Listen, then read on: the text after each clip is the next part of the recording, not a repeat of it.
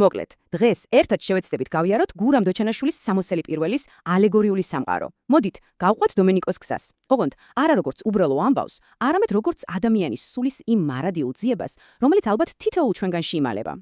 ხომ იცით, როგორ იწყება ყველა დიდი მოგზაურობა? ერთი ნაბიჯით.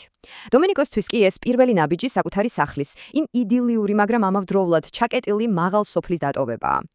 მაღალ სოფელი. ეს არ არის იცით უბრალოდ ადგილი. ეს არის სიმბოლო. ბავშვობის უსაფრთხოების, ტრადიციების სიმყუდროვის.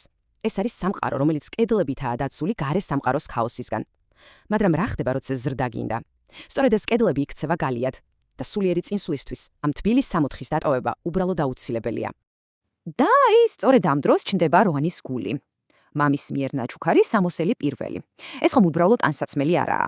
ეს მისი სულის სიწმინდის მეტაფორაა, სამოთხის პატარა ნაწილი, რომელიც თან მიაქვს. ეს არის ერთგვარი გასაღები. და ამავდროულად უდიდესი გამოცდა. თავარი კითხვაც ესაა, შეინარჩუნებს კი მას დომენიკო, თუ ამ გზაზე სადღაც დააკარგავს. სახლიდან წასვლით კი იწყება ყველაზე რთული ეტაპი, დაღმასვლა. დომენიკო ტოვებს სიმშვიდეს და პირდაპირ ხვდება ცდუნებებით სავსე ქალაქის ხაოსში. აბა დააკვირდით ამ კონტრასტს, რა საოცრად მკვეთრი არა? ერთ მხარეს გვაქვს სამყარო, სადაც მთავარი ადამიანური კავშირებია, მეორე მხარეს კი ლამაზ ქალაქი, სადაც აბსოლუტურად ყველაფერი იყიდება და ყველაფერს თავისი ფასი ადევს. ეს არის ფაქტობრივად ილუზიების უზარმაზარი თეატრი, სადაც სულიერება ჩანაცვლებულია მატერიალური ღირებულებებით. და სწორედ აქ იწყება სულიერი დაცემაც. სამოსლიდან მოგლიჭილი თითოეული თვალი ხომ მხოლოდ მატერიალური დანაკარგი არაა, ეს მისი სულის თითო ნაწილია, რომელიც უკვალოდ იკარგება. დომენიკო ნელ-ნელა ნაბიჯ-ნაბიჯ კარგავს საკუთარ თავს.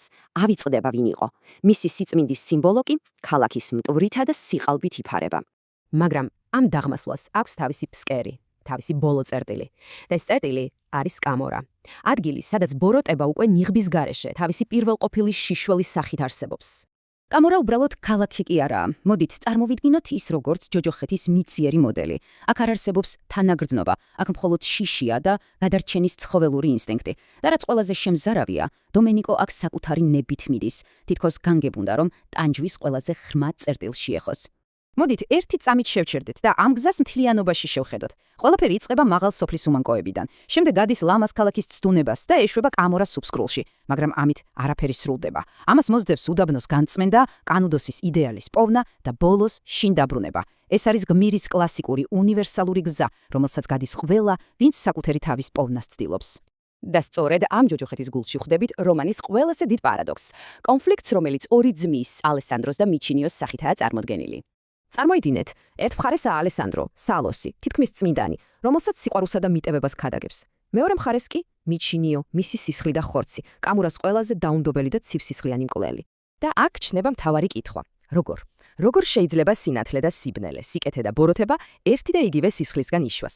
დოჩანაშვილი ფაქტობრივად გვაჩვენებს, რომ სამყარო არ არის შავთეთრი, რომ სიკეთესა და ბოროტებას ხშირად ერთი ფესვი აქვს და მათ შორის ზღვალი კი ზოგჯერ მხოლოდ ერთ არჩევანზე გადის.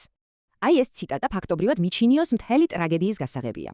ის ბოროტებას ბოროტებით ებრძვის, რადგან სჯერა, რომ ამ სამყაროში სამართალი არ არსებობს, არსებობს მხოლოდ ძალა.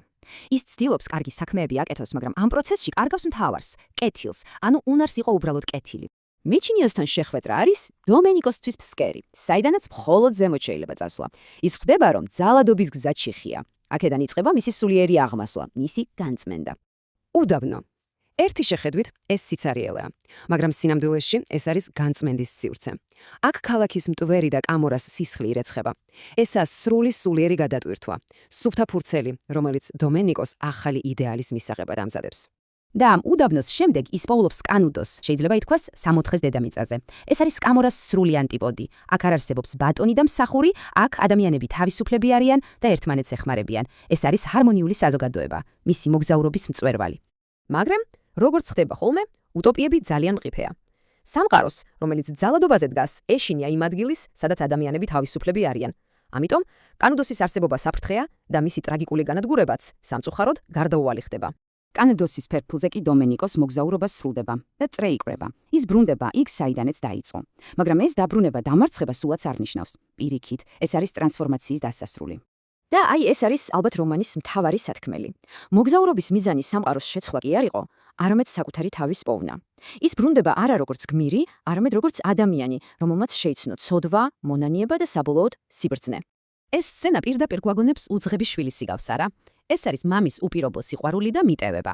ალბათ ერთ-ერთი ყველაზე ლამაზი სურათი მთელ რომანში. და აი დააკვირდით, როგორ იცვლება თავად სიმბოლოს მნიშვნელობა. სამოსელი, რომელიც თავიდან მხოლოდ უმანკოების ნიშანი იყო, ახლა უკვე მიტევების და ახალი დასაწყისის სიმბოლოდ იქცევა. ეს იმედის გზავნილია, რაც არ უნდა ღრმად დაეცე, სახლისკენ მიმავალი გზა ყოველთვის არსებობს. და ბოლოს რომანი გვიტოვებს ერთ ძალიან ღრმა კითხვას. იქნებ მთელი ეს გრძელი და მტანჯველი გზა საჭირო იყო არა ახალი სამყაროს საპოვნელად, არამედ იმისთვის, რომ გვესწავლე იმის დანახვა და დაფასება, რაც თავიდანვე გვქონდა. ამ კითხვაზე პასუხი კი ავტორმა ალბათ თითოეულ ჩვენგანს მიანდო.